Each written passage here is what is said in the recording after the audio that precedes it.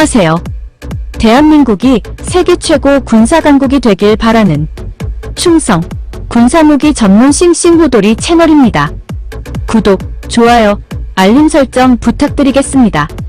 한화의 K9 자주포가 1조 2천억 규모의 루마니아 자주포 사업에 한 발 더 다가섰습니다. 최근 튀르키예 언론에 따르면 루마니아 국방부는 54문의 자주포 획득 사업에 최종 입찰 후보를 선정했습니다.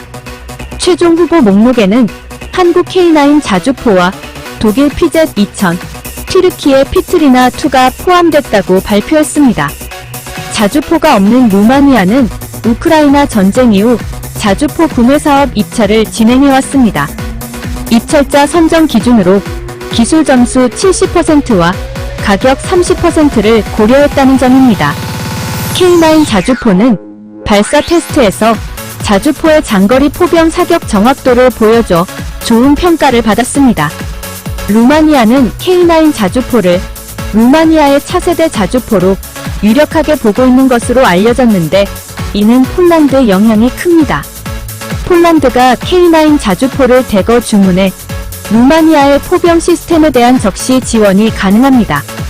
독일 PZ-2000은 K9보다 포탄 적재량이 많고 발사 속도가 빠르다고 알려졌지만 K9 자주포 성능도 독일에 비해 뒤처지지 않고 상당 부분 동일한 수준의 기능을 갖고 있습니다. 또한 기동성뿐만 아니라 험지의 장애물 통과 역량도 뛰어납니다. K9은 가성비도 경쟁사보다 훨씬 앞서고 더욱이 빠른 납기와 현지 생산도 가능하다는 장점이 있습니다. 아직 제대로 된 역량을 보여준 적이 없는 독일 PZ-2000은 스펙상으로는 발사 속도가 K9보다 앞서지만 K9에는 K10 자동 탄약 보급 차량이 있어 제적자에는 타의 추종을 불허하며 문제는 아무리 좋은 자주포를 보유하고 있다고 해도 탄약이 없으면 무용지물입니다. K9A1 기종을 위해 풍선에서는 사거리 60km의 연장탄을 개발했고 한국은 언제라도 폴란드, 루마니아가 요구하는 탄약량을 즉시에 조달할 수 있는 대량 생산 능력을 갖추고 있습니다. 루마니아는 아예 포탄 공장을 세워줄 것을 요청하고 있습니다. 이미 풍산과는 MOU가 맺어져 현지 시찰을 마친 상태입니다. 한화 에어로스페이스는 K9 루마니아 수출을 위해 현지 기업과 협력을 강화했습니다. 지난 2월 루마니아 정부 국영방산기업 로맘과 방위산업 협력을 위한 업무 협약을 체결했으며 로맘과 K9 자주포, 레드백 보병 전투장갑차 수출을 추진하고 탄약 생산도 모색하기로 했습니다. 이에 루마니아 국방부는 세계 대대가 쓸 155mm 자주포, 고폭탄 7,350여 발, 연막 및 조명탄 320여 발, 훈련용 탄약 720여 발 등을 1차적으로 획득하고자 합니다. 각 대대에는 자주포 18문, 예비포신 조립체 9문, 탄약 수송 및 적재 차량 12대, 포병 관측 차량, 기상 관측소, 대피 차량 세대, 음향 탐지 시스템 세대 등이 배치될 예정입니다. 예상 최대 주문 금액은 1.2조 원으로 계약 체결일로부터 5년 이내에 공급을 요구합니다. 업계 관계자는 한화는 루마니아 수주로 생산 협력, 일부 부품 공동 생산, 제작 기계 공동 유지 보수뿐 아니라 나토 5개국 등이 포함된 K9 클럽 잠재적 회원 자격도 얻게 된다고 밝혔습니다. 루마니아는 대공 시스템과 레드백 장갑차 구매 의사도 밝혔습니다. 현대화된 자주포 시장에서는 운용 중인 1440문의 122mm 자주포, 러시아에서 운용 중인 300여 문의 152mm 자주포를 제외하면 모두 155mm 자주포를 사용하고 있습니다. 그 가운데 K9 자주포는 한국을 포함한 세계 자주포 시장의 75%를 차지할 정도로 그 성능을 인정받고 있습니다. 루마니아 언론은 자국 군대를 위한 새로운 포병 시스템 구매 절차의 분석 단계가 시작되었음을 보도했습니다. 세 가지 기종으로 독일 PZ-2000, 한국 K9A1, 그리고 예상외로 터키 피트리나2입니다. 한국 K9A1이 가장 선호되는 것 같지만 튀르키예 피트리나2가 여기에 등장한 것은 상당히 놀라운 일입니다. K9 썬더는 한국군의 요구에 맞춰 삼성 테크윈이 설계했으며 현재 한화지상 시스템이 생산하고 있는 한국형 자주포입니다. 승무원은 지휘관, 포수, 장전수, 조수, 조종수 등 5명이며 주무장은 52구경, 길이 155mm 주포로 사거리가 40km, 탄약 공급은 48발이며 추진제 장약도 사용할 준비가 되어 있습니다.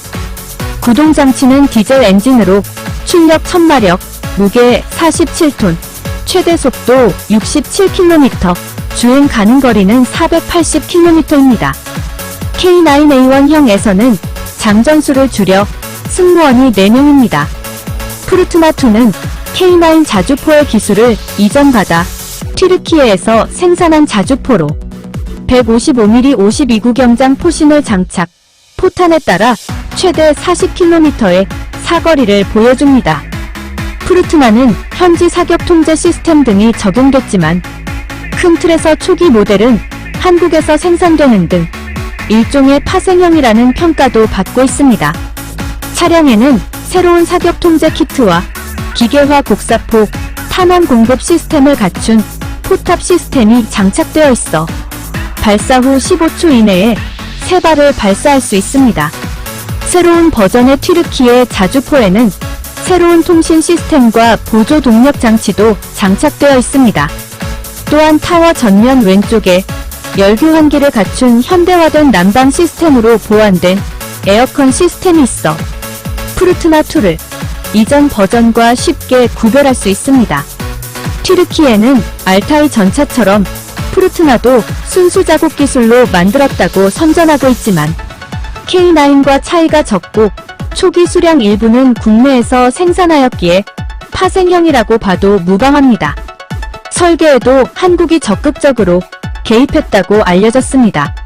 일단 튀르키예에서는 자금을 대고 프로젝트를 운영하며 행정적 지원까지 했으므로 자국산이 맞다는 논리를 펴고 있는데 궁색한 주장임은 어쩔 수 없습니다. 또한 튀르키예 정부의 자체 개발 선전으로 말미암아 많은 튀르키예인들이 그렇게 알고 있습니다. 튀르키예 밀리터리 마니아들은 프루트나와 K9이 엮이는 걸 죽도록 싫어하며 자국 위키 등에서는 대한민국과 관련된 내용을 의도적으로 서술하지 않고 있습니다. 3파전에서의 PZ-2000은 독일 155mm 자주포입니다.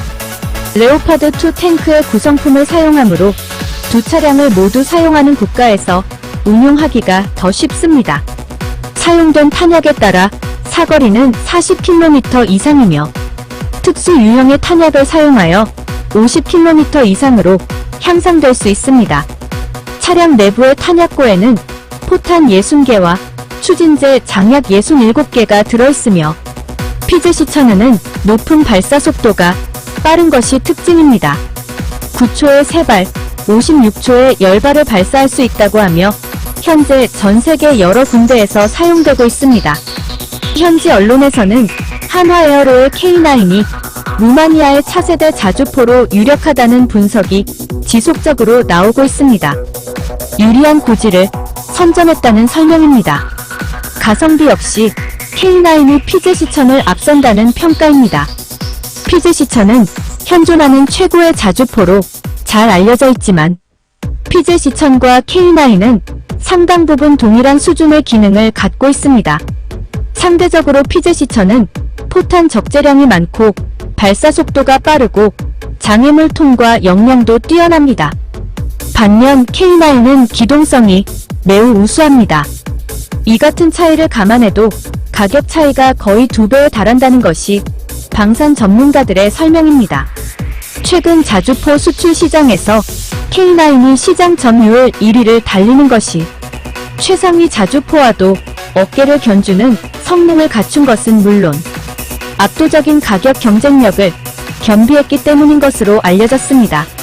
한편 이번 입찰에 성공하면 한화에어로스페이스를 포함한 한국 방산업체들의 추가적인 루마니아 수출 가능성도 적지 않습니다.